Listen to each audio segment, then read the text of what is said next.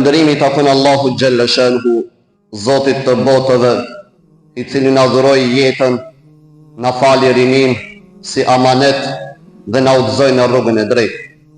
Atij takon çdo lavdërim dhe begatit që shihen dhe ato që nuk shihen.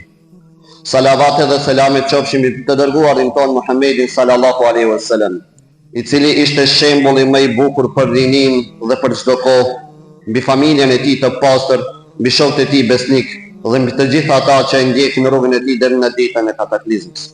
Të dashur vëllezër, xhamati I vlerësuar, tema të cilën sot do ta shtjellojmë është rinia është pranverë. Si e ke kaluar rinin është pyetja me të cilën në takimin me Zotin të gjithë do të përballemi. Rinia është periudha më pjellore e jetës dhe në shumë çka edhe pjesa tjetër e jetës varet nga ajo që është bërë në rini. Ai që nuk e shfrytëzon rinin, përveç se do t'jap llogari para Zotit, do t'i jap llogari edhe para pleqërisë nëse e arrin atë. Pas muajit të bekuar të Ramazanit, kur zemrat janë pastruar dhe vullneti është forcuar, vjen momenti I rinisë së jetës sonë, njëkohësisht pranvera e brendshme dhe e jashtme. Ashtu si Ramazani na mëson të qëndrojmë në rrugën e Allahut Gjelle Shanhu wa Gjelle Gjelalu.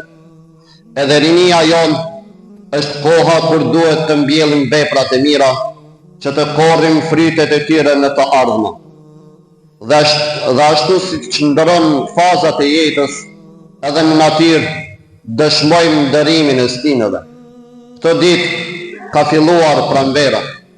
Ashtu si për çdo periudhë të jetës, do t'japim llogari para krijuesit ton, edhe në çdo stinë, nëse shohim me sy dhe ndjejmë me zemër, do të lexojmë shenjat dhe këshillat e krijuesit.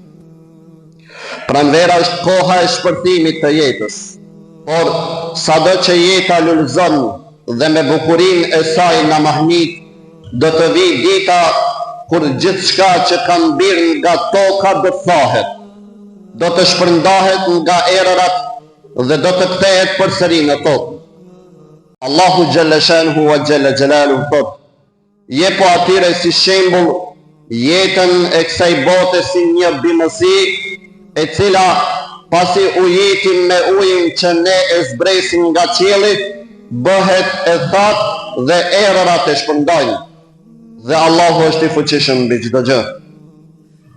Bimësia e tharë, shpërndarja e saj nga erërat dhe kthimi I saj në tokë është një përkujtim për njeriu se vitet do t'i kalojnë, rinia do të zhduket dhe si bimësia do të kthehet përsëri në tokë.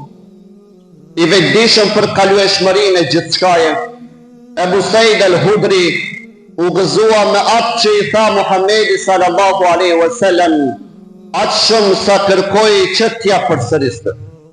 Ja çfarë I tha: kush është I kënaqur që Zoti I tij është Allahu, Islami feja e tij dhe Muhamedi dërguari I tij, për të xheneti është I sigurt. Pasi Ebu Saidi kërkoi që t'ja përsëriste edhe një herë, Muhamedi sallallahu alaihi wasallam tha: ekziston edhe diçka me të cilën njeriu ngrihet për 100 shkallë. Çfarë është ajo, o I dërguari I Allahut? Tha: ajo është gjihadi, përpjekja në rrugën e Allahut. Të shpresh kënaqësi që Zoti im është Allahu, do të thotë ti bësh ibadet atij. I bëjnë ibadet toka, bimësia mbi të, ibadet I ban edhe çdo gjë tjetër. Ajo bimësia e re dhe e brisht që përpiqet të dalë nga toka e zbukuron tokën. Edhe njerëzit duhet të bëjnë ibadet që me veprat I tyre ta zbukurojnë tokën. Je I kënaqur që Zoti yt është Allahu, prandaj zbukuron veten, edukon veten me namaz. Të jesh I kënaqur që Islami është feja jonë, do të thotë ta vërtetosh këtë përkatësi me veprat tona.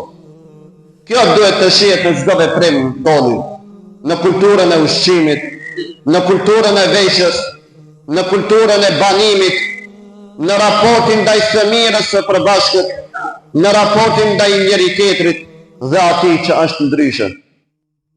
Me një fjalë, Islami në çdo gjë.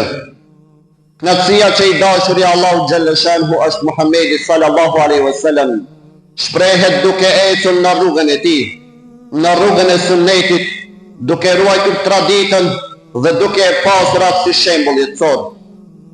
Ai që është i kënaqur me Allahun xhalla shanhu wa xhalla xhelalu dhe i ban ibadet atij, ai që është i kënaqur me Islamin dhe e përfshin jetën e tij brenda tij, dhe ai që është i kënaqur me Muhamedit sallallahu alaihi wasallam dhe e ndjek atë në çdo gjë, për të xheneti është i sigurt. Ndërsa për 100 shkallë mund të ngrihet secili që hyn në përpjekjen që në tokë të sundoj e mira, drejtësia, paqja dhe lumturia. Rinia është periudha më pjellore dhe atëherë njeriu është më i fortë për të luftuar. Rini e nderuar, që të jeni lartë në 100 shkallë në xhennet dhe njëkohësisht ta përmirësoni jetën në shoqëri këtu. Le të nisim luftën me vetveten dhe t'i bëjmë ibadet krijuesit tonë. Le të nisim luftën kundër shejtanit të mallkuar, i cili na largon nga namazi dhe nga xhamia. Ashtu si gjatë Ramazanit, u përpoqëm të shmangim të keqen dhe të forcojmë veten. Edhe pas tij duhet të vazhdojmë këtë përpjekje. Rinia juaj është pranvera që kërkon mbjelljen e veprave të mira, ndryshe do të mbeteni të varfër shpirtërisht. Ashtu si toka në pranverë stoliset dhe gjelbrohet, edhe ne le të stolismi me adhurim ndaj Allahut xhalla shanhu. Le të nisim luftën me vetveten, ta mposhtim thirrjen shejtanore dhe të përgjigjemi thirrjes së Bilalit, hayya ala salah, hayya ala falah. 100 shkallë në xhennet do të jesh lartë nëse nuk shoqërohesh me alkoolin, nëse e ruan dëlirësinë dhe jeton me moral. O i ri, mos e shkatroj jetën tënde me një qasje të papërgjeshme ndaj jetës në rini. Rinia është pranvera jote, e kush nuk mbjell në pranverë, në vjesht nuk korr asgjë. Kush në rini nuk e rënjos të mirën në jetën e vet, në vjeshtën e jetës së tij do të jetë një i varfër i trishtuar. Rini e dashur, ju jeni të fortë, prandaj përpiqeni që rrethina jonë të jetë islame, e kjo do të ndryshojë raportin ndaj së mirës së përbashkët, të ndryshojë raportin ndaj punës, ndaj prodhimit dhe ndaj tokës, të dallohemi për rregullsinë tonë, të jemi të kënaqur me Islamin si kornizë jetese. Ju jeni në pranverën e jetës suaj, nga ju duhet të shpërthejnë ide dhe forcë, ide që do të na sjellin të gjithëve një të nesërme më të mirë, dhe forcë që do t'i vërë ato ide në vepër. 100 shkallë lartë në xhennet mund të jeni nëse Islami bëhet korniza e jetës suaj. Përpiquni, sepse ajo bimësi që e zbukuron tokën ka mundësi vetëm në një pranverë, ndërsa njeriu ka të drejtë vetëm në një rini.